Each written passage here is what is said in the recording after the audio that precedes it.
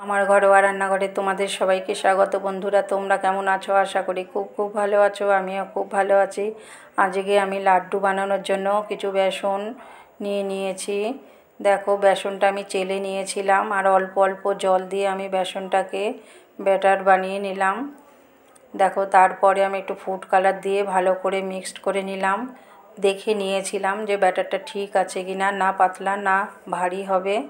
তারপরে একটা প্লাস্টিকের কোন বানিয়ে গ্লাসের ভেতরে বসিয়ে আমি ব্যাটারটা খানিকটা দিয়ে দিয়েছিলাম, দিয়ে মুখটা একটা গিট মেরে নিয়েছিলাম। দেখো, তারপরে হালকা হাতেই ধরে ঘুরিয়ে দিচ্ছি, আপন ইচ্ছায় এগুলো হয়ে যাচ্ছে। দেখো, ভালো করে ভেজে সব তুলে নিচ্ছি। সব তোলা হয়ে যাচ্ছে আমার। একটা বোলের মধ্যে আমি রেখে দিলাম। কতটা সুন্দর হয়েছে দেখো, কালারটাও সুন্দর। তারপরে ওই পরিমাণে আমি নিয়ে নিলাম চিনিটা নিয়ে নিয়েছিলাম আমি 1 কাপের থেকে একটু বেশি। তারপরে দিয়ে দিলাম একটু এলাচের গুঁড়ো আর একটু ফুড কালার। তোমরা যদি ভাবো এই রসের মধ্যে শিরাটায় তোমরা ফুড কালার দেবে, দিতেও পারো, নাও দিতে পারো।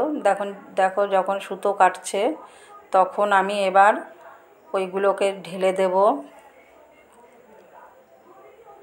ঢেলে দেওয়ার পরে নাড়াচাড়া দিয়ে শিরাটা যখন শুকিয়ে আসছে তখন আমি দেখো দিয়ে দিচ্ছি জল আর দিয়ে দিলাম কিছু চাল মগজ আর ঘি।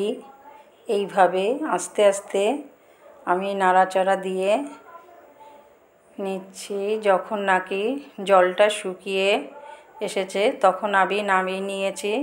তারপরে দেখো লাড্ডুগুলো বানিয়ে নিয়েছি। এরম নতুন নতুন রেসিপি পেতে তোমরা আমার পাশে থেকো, লাইক কমেন্ট শেয়ার করো। আর যারা নতুন আছো তারা সাবস্ক্রাইব করে পাশে থেকো।